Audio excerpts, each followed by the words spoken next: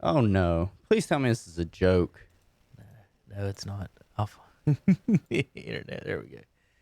Here's my internet with our cams. But yeah, Mike Trout. He's now better than 2 more Hall of Famers. I've not read it, but I don't really want to see what 2 Hall of Famers they're wanting to list. So, and the way they do it, if you see this guy talking, of course, Hunter, it's the way he words it. They're now better than 2 more Hall of Famers, and it's 100% based on one stat. War. Yes, it is. I mean, the whole article is nothing but War. And I've printed off some interesting stats down the hall about it, but we'll get into that later. I just don't understand. So, like, I'm in a statistics class right now, just taking statistics, and one of the projects that we're going to have to do is just, you decide on what statistics you want to pull up, and you'll do comparison stuff like that. It's just a class-long project. And I want to do, of course, some sort of sports statistic. And my teacher's a huge sports fan. He seems to be a pretty big baseball fan. And I did want to ask him what he thought about war, but I forgot. I just didn't think about it. Yeah. And it's only because, you make this argument and I make this argument. And if I'm not mistaken, I'm pretty sure Terry, Tom, and everybody else that comes on this show makes this argument about war. It's the name itself, wins above replacement. Well, we can all sit here and say, well, what if the person behind you, first of all, never plays?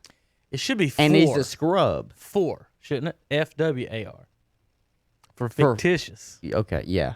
For war. Yeah, fictitious. 4. Because they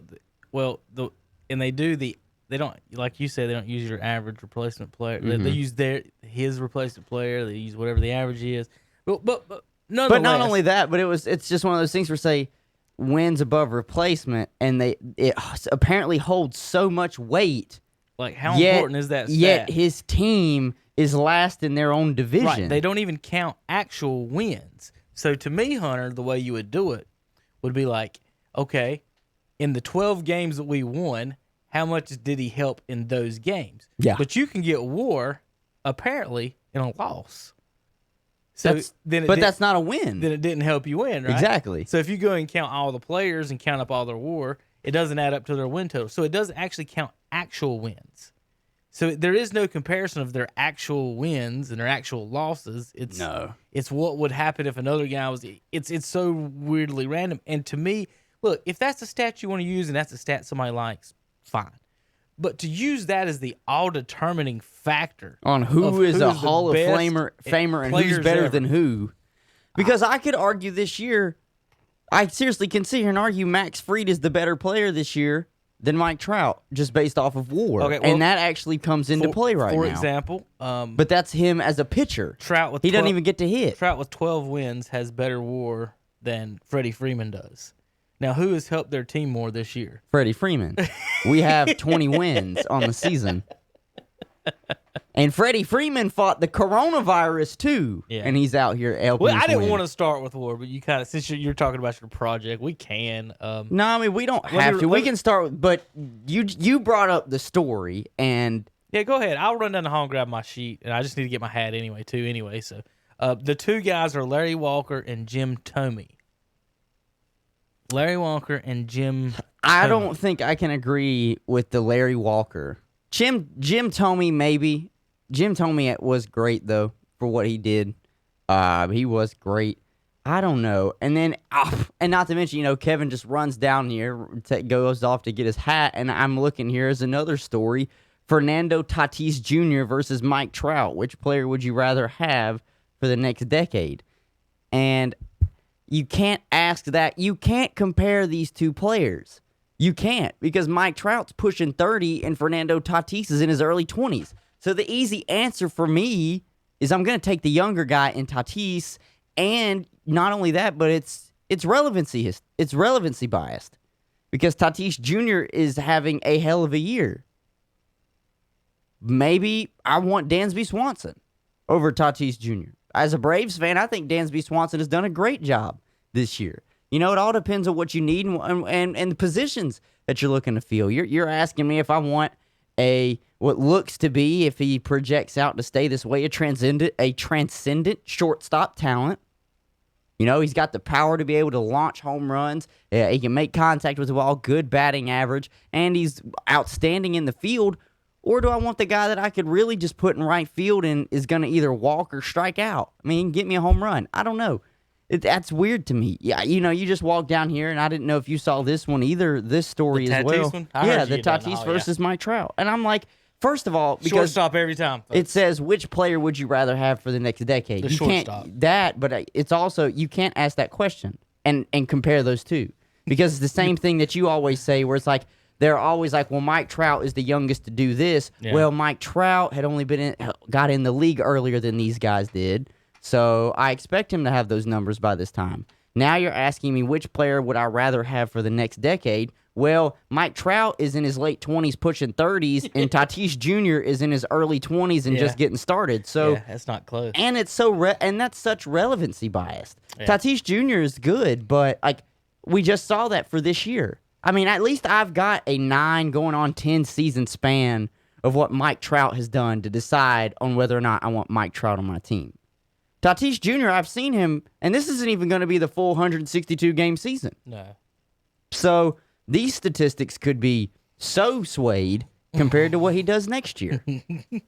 I'm telling you, baseball they are trying to make headlines. They are trying to do something to try and get their sport a little bit more excitement. Trying to give you something to talk about. And it's just, I think the one thing that they should take away is that there has been more excitement about the shorter season and maybe run with that. But don't make up these kind of BS, stories. Mm-hmm. I know they're just storylines and it's all biased because just based on what the writer's thinking at the time. But stuff like this, I'm not going to take away from Tatis Jr. He's very good, and he's going to get a lot of MVP votes for the National League. But this is just his first season. This is the first time anybody's really... Is he the MVP right now, National League? Possibly. To me, right now in the National League, it would be Tatis. If you're talking batters, yes. Yeah, definitely batters. See, the pitchers thing, I don't think the pitchers I will still push. I mean, if they don't get free to Cy Young this year, I mean, he's got 6 wins. He's 6-0. The Braves have won all 8 games that he started, and he's got a sub 2.5 ERA. I don't want a pitcher winning MVP unless his team. When do they give the award? During the postseason? I know it's a regular season award. I think so. But it's hard to give an MVP to someone who only pitches or plays in 1/5 of your games. They wouldn't do that in any other position. I understand that that's what they do. Mm-hmm. Now, if he goes 25-1, something 2, if your ERA is below 2, I'll have an argument with you. Mm-hmm. I'll listen to your argument. Yeah. Bob Gibson goes, his ERA right now is 1.6. Okay, I'll listen. In a 60-game season, I'll listen. But he's tied for first in wins. But what's the point of having a Cy Young award if you're going to give the MVP to a pitcher? I completely agree with that. I understand that. I do. He's got 6 wins. He's 8-0 in games he started. He's third in ERA. Who's 8-0? The Braves are 8-0. All right, guys, ladies and gentlemen, pay attention closely to what I'm about to say for those Trout backers and those WAR. In his 8, they're 8-0 in his starts, right? Mm. The Angels only have 12 wins total. So every time he pitches, he's definitely more every valuable. time he pitches, they've won 8 games. He's far more valuable. And Trout, the Angels have won 12 games, and that's it. They're the worst team in the American League right now. Worst team in baseball is still the Pittsburgh Pirates. Yeah, and we just got swept by them. Good job, Cardinals. You got swept by the worst team in baseball. I mean, I just like after you lose the first game to that team, Hunter, does that not piss you off enough to be like, guys, we ain't getting swept by these jokers. We ain't getting losing 2 games to these fools. And no, there they went. I mean, Tatis Jr. leads in RBIs, and he's tied for first in home runs in the league. So yeah. But Trey Turner's got the best batting average for Washington, and he's also first in hits. He's got almost 50 hits. He's got 49. What's Tatis batting? Is he over 300? Let me look at complete leaders. I was just looking at the leader stats. Fernando Tatis is batting .313. So he's batting over 300. Barely, but he's doing it. 31%. Well, hell, Hunter, there's only 32 people over 300 right now. Freddie Freeman hitting better than he is. He's batting .314. I want to go back to as far as this thing will let me go. How many people did I say are over 32 people over 300? 32 people over 300. Let's go to the 2002 regular season. Manny Machado's up there. Dansby Swanson is a part of the 300 club. And I'm looking for a certain name, and I can't, 35. I hate to tell you this. I just don't see the certain name I'm looking for, though. What's that? Batting above 300. What's that? It's old Mike Trout. He's hitting like 268 or 270. So let's go. Let's see how much further I have to go down. Oh, you gotta Mookie keep on Betts going. is just under 300. He just got a whole bunch of money. Yeah, you got to keep on going. Bryce Harper, 289. He got a buttload of money. Let me read, Hunter. I'm at 50. Yeah. And it says show more, and I still haven't hit Mike Trout in batting average. So let me say, I'm going to read what it says about Walker and Thome, but here's the things he's never done. He's never had a 330 homer, 100 RBI season. He's never had 40 doubles in a season. He's never had a gold glove. He's never won a single playoff game. He's never had 50 home runs in a season. He's never had 200 hits in a season. And Hunter, you just said, what was the last thing you just talked about with him? He hasn't led the, you said batting average. It was batting average. He has never led the league in batting average. He's not even in the top 50 this year. So here's just, and this is a shortened season. Without even looking, so folks, I'm not even bringing up the stats or wars or anything right now. I'm just saying things that he's done in one season. He's never done any of that. So here's Larry Walker. He's had 4 40 double seasons. Now these stats that I'm about to give you, folks, ladies and gentlemen, boys and girls, children of all ages, the stats I'm about to give you. So Trout's only played 10 years. Yeah. 1,200 games. So I went through Larry Walker and Jim Thome and found out a comparable number of games. It's like real estate. We do comps, all right? So they got to be about the same amount of games. Right. So this ended up being Walker's Colorado career and Thome in Cleveland is what I ended up doing. So it ended up being, they're not the exact number of games, but they're close. But either way, in 10 seasons in Anaheim, Mike Trout has never had any of those. And he's not going to have any of that this year. Mm-mm. Larry Walker, in his seasons, he played 60 less games in Colorado than Trout has in L.A. He's got 4 40 double seasons, 4 330 home run, 100 RBI seasons. 3 seasons of 100 Ks is it, but he also has 3 batting titles. 3 times he led to Major League Baseball. I mean, the league he was in batting average. 7 Gold Gloves, 1 MVP, and a 200 hit season, none of which Trout has ever had. Trout's best batting average was 326. Larry Walker's 379. Trout's most homers 46. Walker is 49. Let me pull up that so I make sure I get all this right. Now the reason I want to say all this is to give you. I'm giving you numbers that shows Larry Walker might have better numbers than Trout. Mm-hmm. So what I went through, Hunter, I went and did their averages for 162 games during all that. Right. So here's what you get when we compare the 3 across it as far as their averages. Trout averages 39 home runs, Larry Walker 36, Jim Thome 39. RBIs, Trout 103, Larry Walker 118, Thome 109. Doubles, 33 for Trout. Larry Walker in Colorado, Hunter, averaged 41 doubles a season. Acuna just had 30 last year. He averaged 41 doubles a season, did Larry Walker in Colorado. That's just outstanding.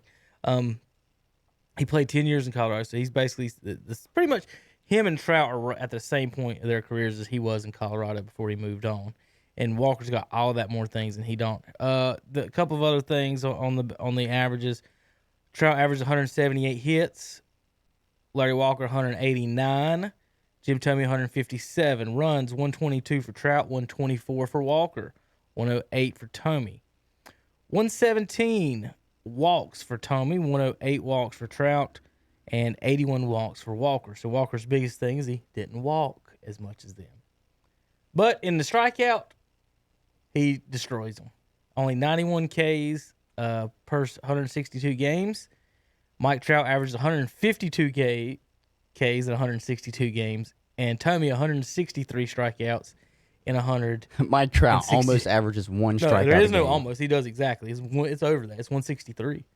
So he averages one strikeout. Oh, you said Mike Trout. Yeah, Mike Thome Trout. averages exactly one. Yeah, no. I said Trout Mike is Trout's close. He's at like 150. 0.9. Yeah, he's close. But 150 per 162 games. Come on now. 152 per 162 Might as well games. just go ahead and add the extra strikeouts and just make it a solid one. So, I don't know. So let me read this to you, Hunter. What it says about the comparison. Yes, and then I'll let read you it. let you give your thoughts. What I said when you first listed the two Hall of Famers that the people that wrote this article said Mike Trout had passed. I said there's no way he passed Larry Walker.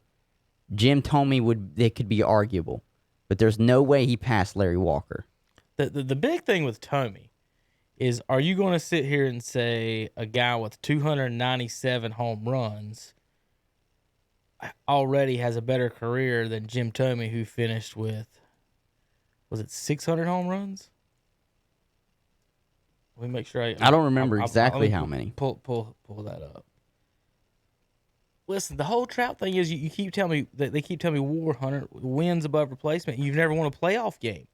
You've never won anything. So what are you winning? What are you winning? Are you beating the Kansas City Royals more than everybody else beats them? Yeah, he finished with 612 home runs, Hunter. Now, how many seasons did he play? Now, he played 22 years. Okay. Mike Trout still couldn't catch that if you just double what he's doing right now. If Trout doubled what he's doing right now, he would be at 595 when he would need 2 years to get about 25 homers at age 40. The legs start to give out towards that age. Well, that's the big thing with him, Hunter. Everybody keeps talking about, age and all this, but this is his 10th season. Yeah. Like people after year 10 they got 5 more years basically of good baseball, and then after you're hanging on. Your first 10 years and your last 10 years, they aren't just mirrored. No. All right, No. At some point, you hit a wall, and it's like, okay, crash. You hit the wall, crash. We've been waiting for Tom Brady to do that, and he has kind of shown little spurts of it. And he's going on year, 2021? Because he spent 20 years in New England. Now he's getting ready to do his 21st year in Tampa. Something like that. So we're waiting for Tom Brady to do that. And that is in a sport that requires a whole lot more athleticism, and you get hit a whole lot more than in baseball. If they don't change the quarterback rules 10 years ago, he still wouldn't be playing right now. Right. And Breeze wouldn't be either. And so for baseball, sure, there's an opportunity for you to still be able to play at a high level when you get into your late 30s, but it's nowhere like your first 10 years. So whatever these analytical people think and all these sports writers think like Mike Trout is going to be when his career is done, you cannot just look and say, well, this is what he did in his first 10 years. There's no way he can't do it again in his next 10 years. It's not going to happen. You can look at any sports figure. Their first 10 years and their last 10 years, if they do go on to play even 20 seasons, there's no guarantee that Mike Trout even gets to 20 years. Mike Trout could call it, technically, with the amount of money the Angels threw at him, could call it quits in 2 or 3 years. Says, I signed this long 10-year contract, but I'm not really feeling it anymore. He could. And then what are the beat writers going to write? Huh? So here's... Walker played till he was 36, pretty much a full season. He played 140 games. Walker was injured a lot. Like, looking at his games, 130 to 140 was about his average. I would say that in the last 3 years there, he only played 38, 44, and 100 games. His last year in Colorado, at age 36, he batted 284 with 16 homers, 79 RBIs. Age 34, Hunter. We was looking at age 35 and stuff. Age 34 for Larry Walker, he batted .350. So here's the thing. Trout's best ever is .326, and he's in his 10th year. Is that going to get better, or is that going to get worse? He's a right-handed hitter, not a lefty. You're just to me, I just don't see your batting average getting better.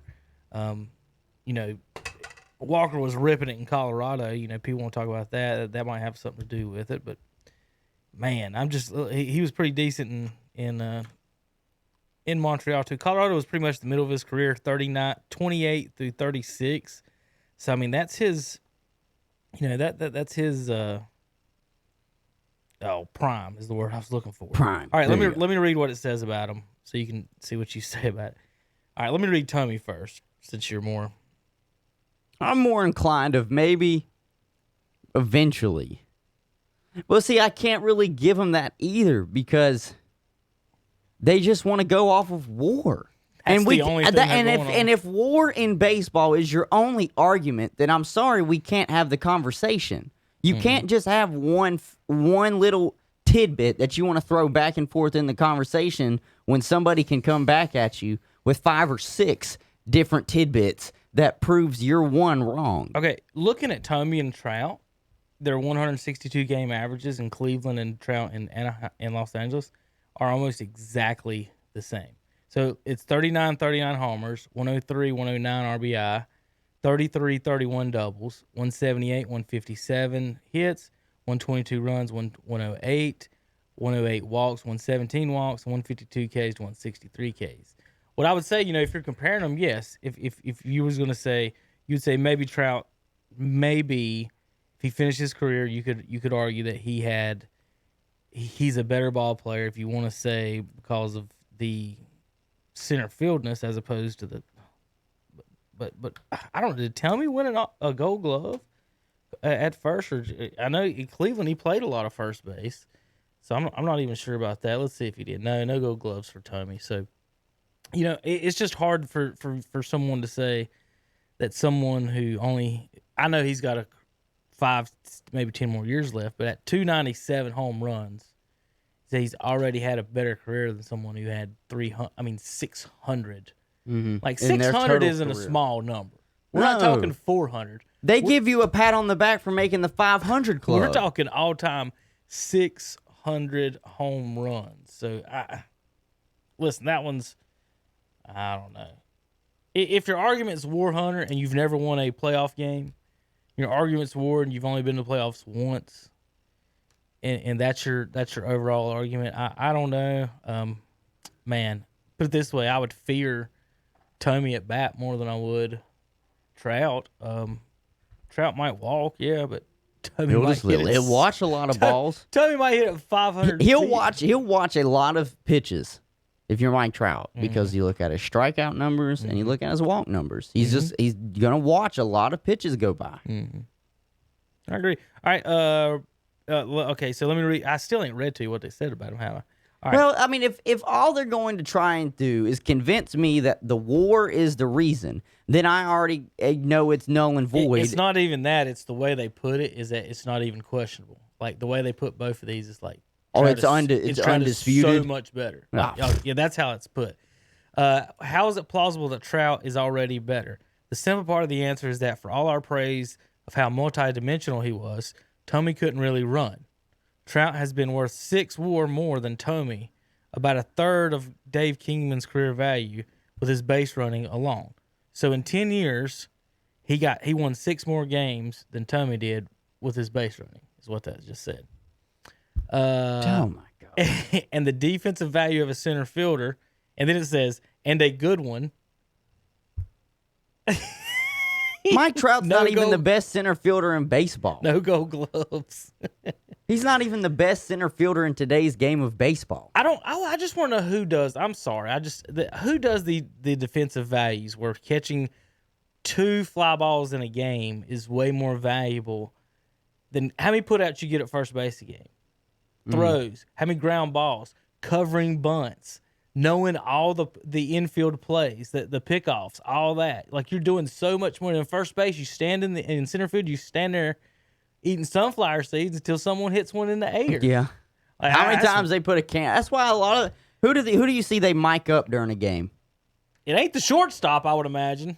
It's the outfielders. They might mic up the first baseman, but it's outfielders. It says, but while all that's true, and that's the bulk of the difference, it's not entirely satisfied. More than satisfying is this one. Now we go to another number I don't even know what this means. Trout is considerably better as a hitter. What does considerably better mean? Considerably better. According to this, it means Trout gets a hit 30% of the time, and Jim Thome gets a hit 29% of the time. That's considerable? So 1% better in hits. That's considerable. Thome has twice as many home runs, but it says considerable because this is the one they use.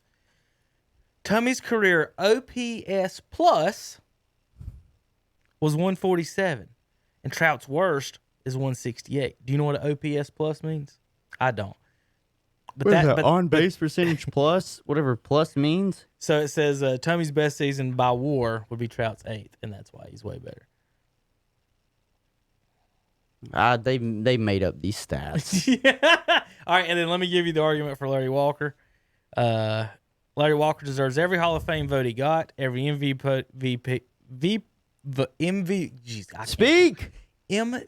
vote he got, and if anything, the distortive powers of Coors Field cost him credit. But Walker's greatness was, in fact, more about his all-around abilities. Okay, yes, right. Defense, base running, and offense than him being Ted Williams at the plate. During his peak from 95 to 03, he was just 34th in the majors in road OPS, 1 point ahead of Jay Buhner and Ryan Klesko. He was still a very good hitter and a great player, but he didn't hit anywhere near as well as Trout does. Stop. I'm going to read that last sentence again. He was a very good hitter and great player, but he didn't hit anywhere near as well as Trout does. Larry Walker's career average, Hunter, is 334. Mike Trout's best year is 326. Can I repeat that again? No, that was in Colorado. I'm sorry.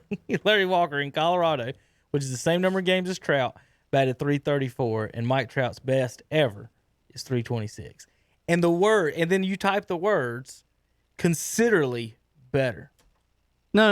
And what I don't agree with that statement at all either is he said he don't hit anywhere near as well. No. It was the part where he was talking about, Larry Walker was just known for his great overall talent. I'm like, well, what the hell else is he? What else do you want to consider a great player as? Overall, what? It's like, well, he couldn't quite play defense, but he could hit, so he's great. He could play both sides of the baseball. Wasn't that what we were talking about?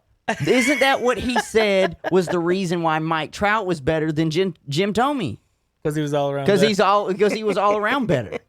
And then he said, now Larry Walker is known for being all around great, but we're gonna just put Mike Trout ahead of him anyways because he hits better, even though statistically he doesn't. 7 Gold Gloves. I mean, Trout's got 0. Just by reading this article, somebody somewhere would love to give him a Gold Glove. Just talk about how great he is. And he's now at 1 win. He's not going to win any more now. 11th year, 12th year, now you're a Gold Glove center fielder. But just think about the words that are said. This is like watching Hunter. I know we're not a newscast. This is like watching news on different networks of an event. And you see in 2-3 different, totally different reports or ways of analyzing something. Yeah. The word hate, it used to mean I hate something, as in I hate you. I hate the color purple. I hate French fries. I hate it. But if I say Mike Trout's not as good as Albert Pujols, then people say I hate Mike Trout. And that's not what it is. So the constant changing of words and changing meanings of the English dictionary and what we say and mean is so hard and troubling to keep up with. And then when you get into that, it's just... Man, ain't nobody hating. And what I'm saying is that you guys are being ridiculous when you say When someone hits 30 points higher than someone else, and you say that they did not hit anywhere near as well as them, 30 points higher. Everybody that is such a huge Mike Trout fan that pushes him to be probably the great, they always would say he's the greatest baseball player of all time. He could not even hold Andrew Jones's jock strap. And Andrew Jones is not a Hall of Famer. Andrew Jones is a 5-time All-Star. Mike Trout obviously has got more All-Star appearances because God knows everybody and their brother votes for him to get in because that's all ESPN wants to promote is Mike Trout. Mike Trout ain't got a gold glove. Did anybody else know that Andrew Jones got 10? That was what was weird about Andrew. Andrew Jones got 10 gold gloves. Everybody used to talk about how he struck out too much. He's a silver slugger. Do you got his stats? Yeah, Okay, I'm looking at him right now. Well, how many years did he strike out over 100 times? Strikeouts over 100 times. 1, 2, 3, 4, 5, Is it like 6, most of his career? 7, 8, 9, 10, 11. Right. 11 times. And Trout did it 1, 2, 3, 4, 5, 6, 7 times in 10 years.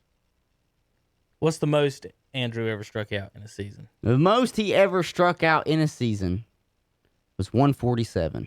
Okay, Trout's did 158 and 184. 184, he led baseball in strikeouts. Has Andrew ever led baseball in strikeouts?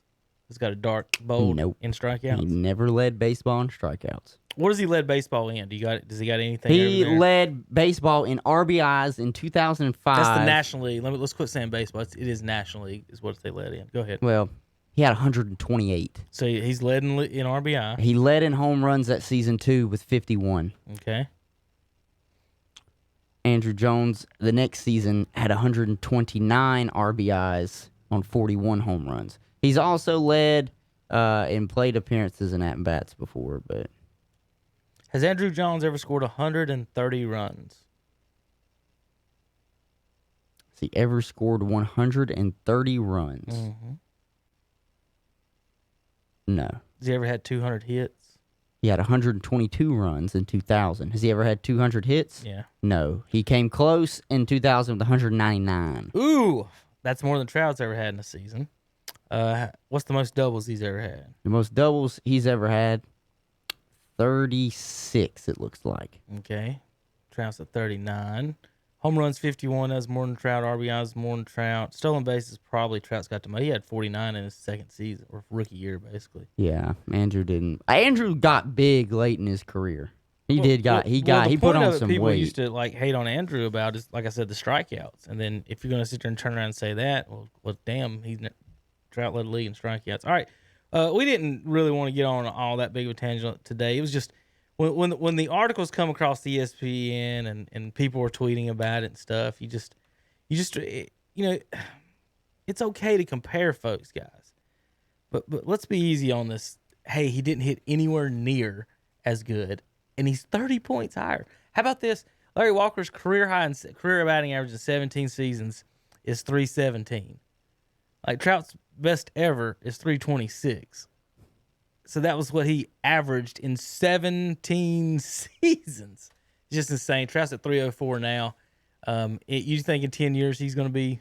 You think he's going to up his batting average in 10 years to 320? No, not unless at some point. I mean, they still say male peak is in your early 30s. So, well, Hunter, unless that magically happens, I don't see it happening.